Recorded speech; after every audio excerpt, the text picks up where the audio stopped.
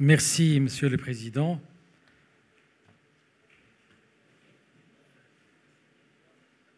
Le rôle de l'insuffisance cardiaque, le rôle du traitement ralentisseur de l'insuffisance cardiaque est particulièrement important.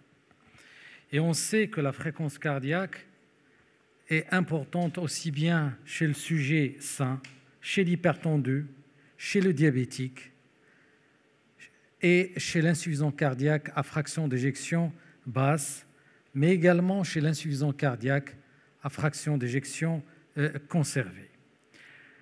Je vous rappelle la physiopathologie de l'insuffisance cardiaque, qui est une maladie hormonale par excellence, où il va entraîner une hyperactivation du système sympathique avec trois conséquences: une toxicité myocardique directe, une augmentation de la fréquence cardiaque et une vasoconstriction.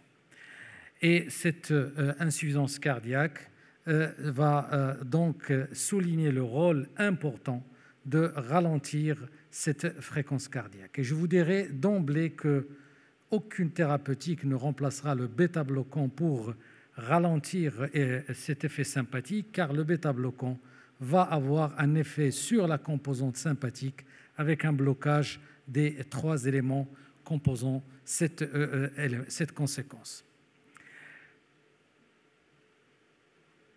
Les études ont démontré l'efficacité indiscutable également du traitement bêta-bloquant concernant la réduction de la mortalité, puisque lorsque on réduit de 5 points la fréquence cardiaque, on diminue la mortalité de 18%.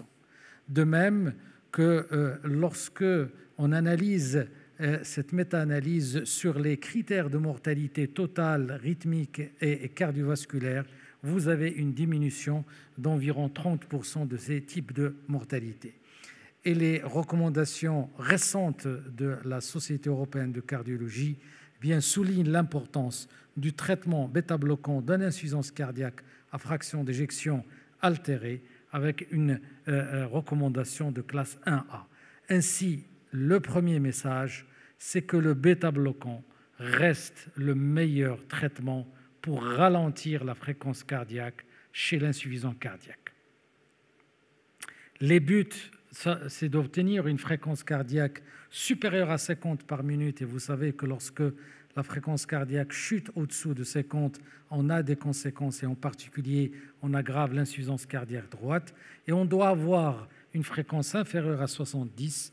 Et vous savez que ce cut-off, il est important, car au-delà de 70, on va avoir donc des répercussions sur la fonction ventriculaire gauche. Est-ce que ce critère fréquence cardiaque ou dose de bêta-bloquant sont importants tous les deux ou pas? Bien sûr, il faut avoir cet objectif de fréquence cardiaque, mais il faut aller à la dose maximale tolérée, car les meilleurs résultats sur les critères de mortalité sont obtenus par la dose élevée des bêta-bloquants associée à une fréquence cardiaque optimale.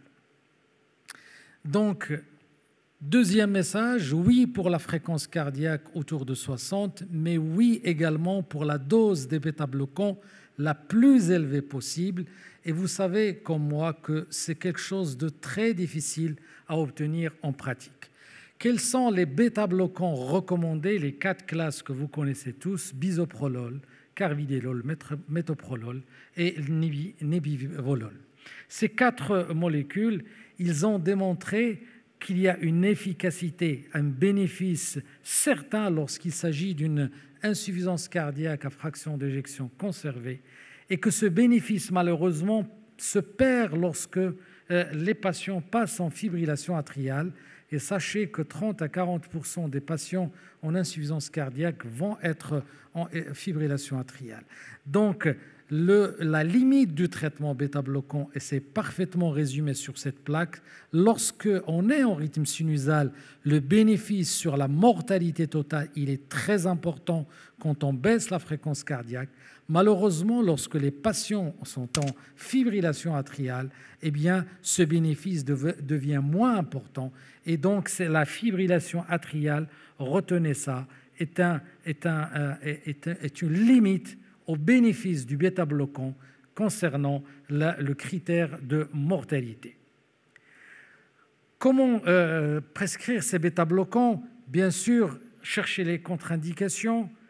Tous les stades d'insuffisance cardiaque devraient bénéficier du traitement. Aller doucement, des étapes de 2 semaines pour augmenter la posologie, et toujours se rappeler que peu de bêta-bloquants, c'est mieux que 100 bêta-bloquants. On diminue de 50% de dose lorsqu'on a des signes de congestion, lorsqu'on a une bradycardie inférieure à 40 et lorsqu'on a une pression artérielle inférieure à 40 par minute. Dans la vie de tous les jours, 30% dans ce registre des patients ont pu avoir, autour de 30% ont pu avoir la dose maximale du bêta-bloquant. Sur ce registre, sur le sujet âgé qu'on a suivi pendant 12 semaines, eh bien, uniquement 20% des patients ont eu l'objectif thérapeutique. Et donc, le bêta-bloquant, malgré que c'est un excellent médicament, sur la pratique de tous les jours, il reste un médicament qui n'est pas totalement prescrit tous les jours, car 50% des patients vont présenter des signes d'intolérance. À la sortie des malades, regardez l'étude Optimize-HF, eh bien, jusqu'à 71% des patients qui sont sous bêta-bloquant n'atteignent pas l'objectif thérapeutique concernant la fréquence cardiaque. L'étude essentielle qui a été menée au Maroc sur plus de 50 centres a trouvé les mêmes choses. Eh bien, nous avons une grande majorité des patients qui ont une fréquence cardiaque au-dessus de 80%, jusqu'à 71% des malades ont une fréquence cardiaque au-dessus de 80%. L'ivabradine a été donc classée en une indication de classe 2A pour justement compléter cet effet des bêta-bloquants et pour atteindre les objectifs thérapeutiques.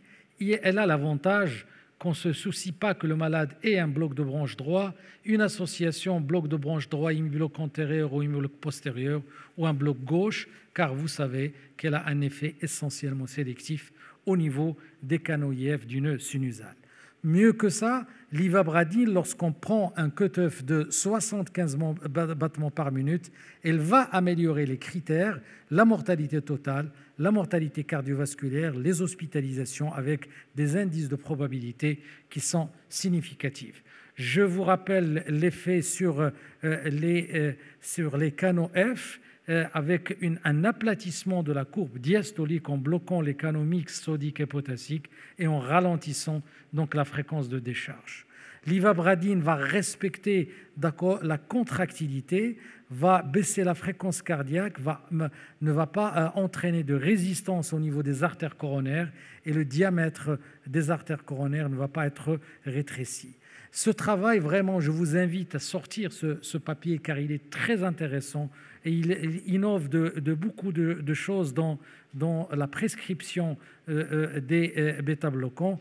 Ainsi, on a soumis un certain nombre de chiens et on a créé de manière artificielle un bêta-bloquant. Ces chiens ont été soumis à un traitement par ivabradine. Eh bien, on s'est rendu compte que la surface de l'infarctus du myocarde a été nettement diminuée chez les chiens qui ont eu l'ivabradine avant. Deuxième papier qui est important, qui va traiter des vertus endothéliales de l'ivabradine et qui explique un certain nombre d'effets, en particulier dans la coronaropathie, lorsque on donne cette thérapeutique.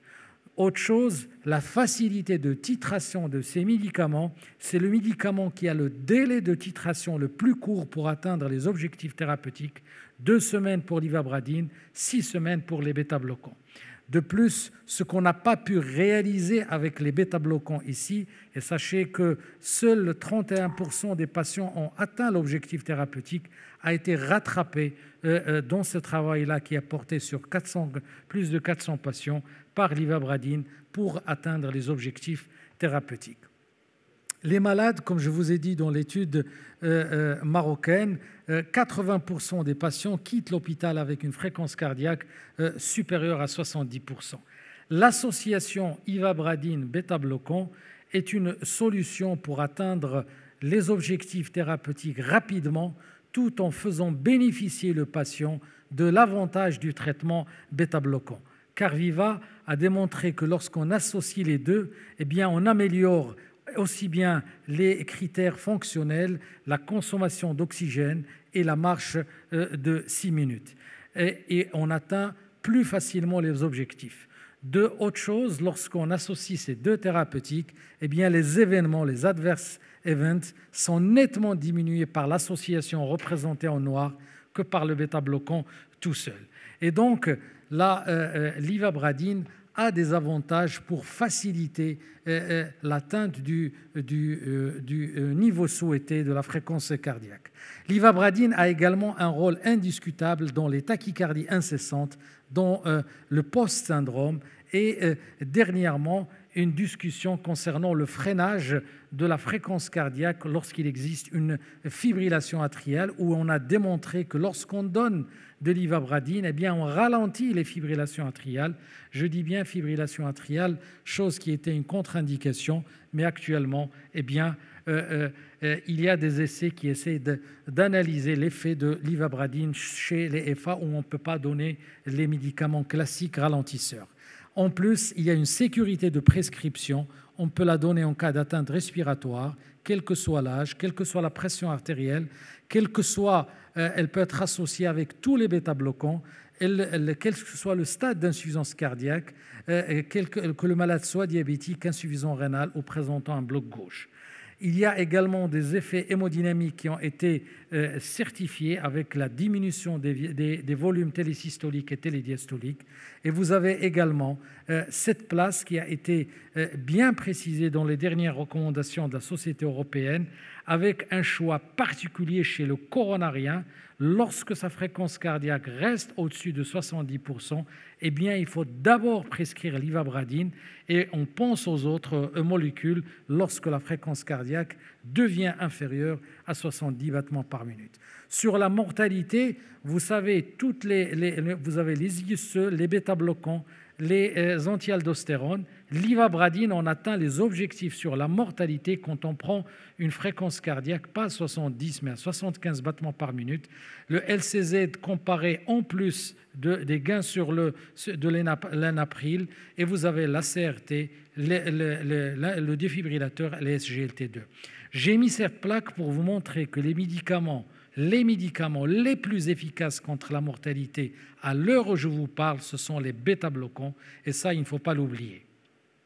Pour conclure, je dis très bien que les dernières recommandations de l'insuffisance cardiaque laissent un peu de flou. Faut-il commencer par le LCZ 696 ou bien les IEC? Ça ne répond pas à cette question. Par contre, ils ont vraiment mis les ARA2 en deuxième position dans le traitement de l'insuffisance cardiaque lorsque ces deux molécules sont contre-indiquées. Les bêta-bloquants restent d'actualité et comme je vous ai dit, c'est le traitement qui diminue le plus la mortalité. Vous avez un autre élément qu'il faut guetter, qu'il faut surveiller, qui est la fréquence cardiaque. Et sachez que malgré un traitement bêta-bloquant optimal, au moins 50% des patients auront une fréquence cardiaque au-dessus de 70% et ces patients-là devraient bénéficier d'une prescription par l'ivabradine. L'association bêta-bloquant-ivabradine va aider à atteindre les objectifs thérapeutiques plus rapidement, avec moins de complications et une meilleure tolérance.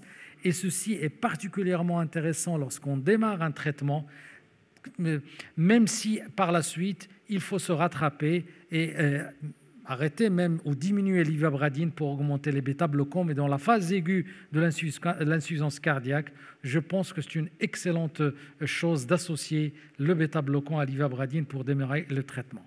En plus des autres vertus qui sont la tachycardie atriale, le POTS et enfin, on attend ce qui va être publié sur l'association fibrillation atriale ivabradine. Je vous remercie.